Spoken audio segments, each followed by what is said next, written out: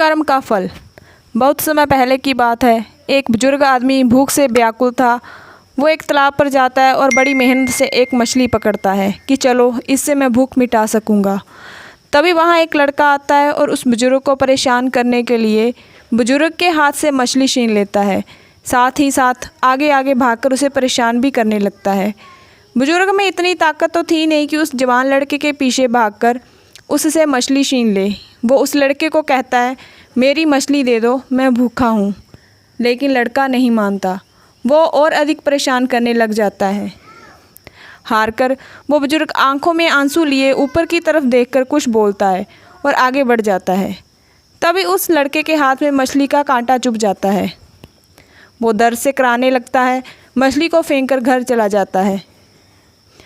लड़का घाव पर दवा लगाता है, पर उस घाव का ठीक होना नामुमकिन लग रहा था। कई दिन बीत जाने पर भी घाव ठीक नहीं होता। तब लड़का डॉक्टर के पास जाता है। डॉक्टर कहता है, तुम्हारे अंगूठे में जहर फैल चुका है, इसे काटना पड़ेगा। लड़के का अंगूठा काट दिया जाता है।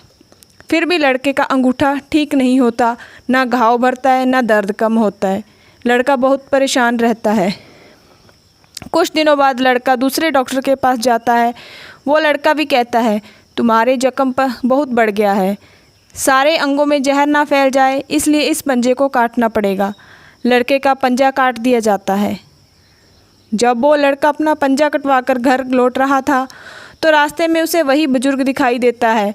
वो दौड़कर उसी बुजुर्ग की तरफ जाता है और अपने किए की माफ़ी मांगता है और पूछता है कि मेरे एक सवाल का जवाब दे दीजिएगा। आपने उस दिन ऊपर की तरफ देखकर मन ही मन क्या कहा कि मेरे साथ ये सब घटना घट गई। बुजुर्ग पहले तो हंसे, फिर गंभीर होकर कहते हैं, मैंने ईश्वर को सिर्फ यही कहा, मैं मजबूर हूँ, मेरे साथ बुरा करने वाले का मैं कुछ नहीं कर सकता। अब मैं इसे तेरे हवाले करता हूँ, मुझे न्याय चाहिए। सच्चे दिल से निकली आह ने तुम्हारा ये हाल कर दिया। तो इससे हमें यही शिक्षा मिलती है कि हमारा कर्म जरूर लौटता है। ईश्वर की अदालत में जैसा कि तैसा मिलता है। हाथ के बदले हाथ, आँख के बदले आँख और धोखे के बदले धोखा। कर्म से कोई नहीं बच सकता। हमें अपने साथ बुरा करने वाले हर इंसान को पूरी तरह ईश्वर या प्रकृति के हवाले करके अपने आप को मुक्त रखना चाहिए। धन्यवाद।